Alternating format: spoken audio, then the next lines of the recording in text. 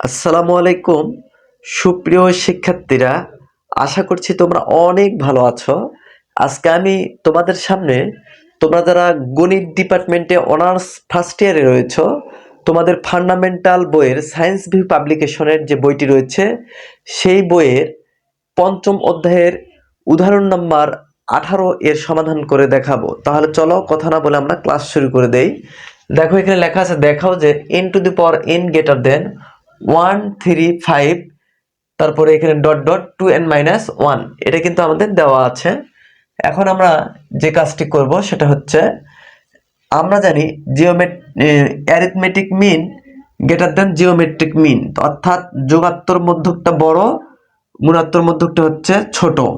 গুণাত্তর মধ্যক ছোট কার থেকে, মানে গুণাত্মক গুণাত্মক মধ্যকটা ছোট হচ্ছে যোগাত্তর মধ্যকের থেকে, গুণাত্মক মধ্যকটা ছোট। এটি আমাদের সূত্র, এটা আমাদের জানা। তোমরা যারা প্রথম বেসিক ক্লাসটা দেখোনি, তোমরা ওই বেসিক ক্লাসটা দেখে এই অঙ্কগুলো দেখো, তাহলে তোমাদের জন্য বুঝতে সুবিধা হবে। তাহলে চলো দেখি পরবর্তী লাইনটি আমরা কিভাবে করব। তাহলে এখানে যে বেজোড় স্বাভাবিক সংখ্যার যে অনুক্রমটা দেওয়া আছে, এটাকে আমরা কি করব, যোগাত্তর মধ্যকে একবার সূত্র দিব, আর এখানে গুণাত্তর মধ্যকের সূত্র প্রয়োগ করব। তাহলে 1 প্লাস, এখানে 1 প্লাস 3 প্লাস 5 প্লাস, এভাবে ডট ডট চলতে থাকবে, প্লাস 2n-1তম পদ পর্যন্ত, ডিভাইডেড এখানে কি ইন, কেননা n তম পদ পর্যন্ত, সেই জন্য ইন দ্বারা ভাগ, গ্রেটার দেন, তারপরে জিওমেট্রিক মিন গুণোত্তর মধ্যকটা আমরা কিভাবে বের করব, 1 3 5 ডট ডট, এখানে সেকেন্ড ব্র্যাকেট দিতে হবে,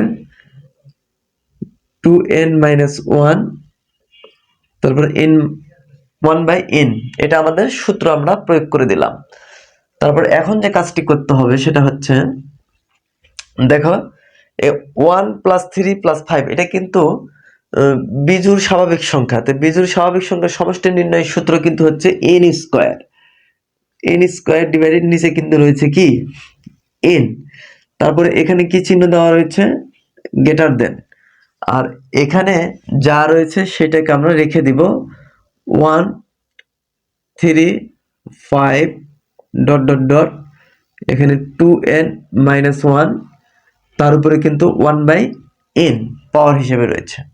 তো এখন এটার সাথে যদি এটা কাটাকাটি করি n স্কয়ারের সাথে, তাহলে আমরা পাবো কি, n পাবো, একটা n কিন্তু আমরা এখানে পাবো, গ্রেটার দেন যা আছে তাই রেখে দিব, 1 3 5 এভাবে dot dot 2n-1, second bracket দেওয়ার পর 1/n।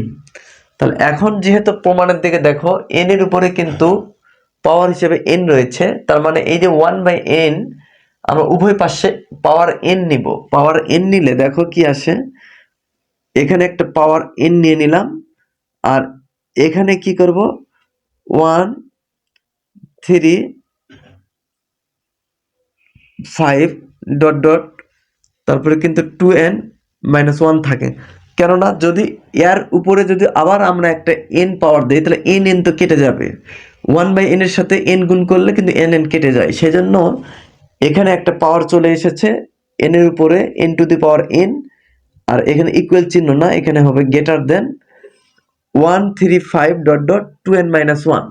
দেখো 1 3, এখানে 1 3, এখানে 1 3 5 1 3 5 ডট ডট 2n-1, এটা কিন্তু আমাকে দেখাইতে বলছিল। তাহলে তোমরা এখানে কি লিখতে পারো, শুড লিখতে পারো, SHOWED, শুড মানে কি, দেখানো হলো। আশা করছি তোমরা উদাহরণ 18 নম্বর অঙ্কটা তোমরা বুঝতে পেরেছো। যদি অঙ্কগুলো তোমাদের কোনো উপকার আসে, তাহলে অবশ্যই তোমরা এই ক্লাসগুলো তোমাদের বন্ধুদের মাঝে শেয়ার করে দিবে, এবং আমি কিন্তু প্রত্যেকটা অঙ্কই করায় দিব, কারণ আমরা যারা গণিত নিয়ে পড়াশোনা করি, শুধু আমাদের লক্ষ্য উদ্দেশ্য শুধু পরীক্ষাকে মোকাবেলা করার উদ্দেশ্যই নয়, বরং আমাদের কিছু জানতে হবে, শিখতে হবে, কেননা যেহেতু আমাদের লক্ষ্য উদ্দেশ্য, অধিকাংশ লক্ষ্য উদ্দেশ্য জীবনে ফিউচারে আমাদের শিক্ষক হওয়ার, সেই জন্য কিন্তু অঙ্কগুলো কিন্তু অবশ্যই আমাদেরকে জানতে হবে। তাহলে আজকের মতো ক্লাস এখানেই শেষ করছি। আসসালামু আলাইকুম।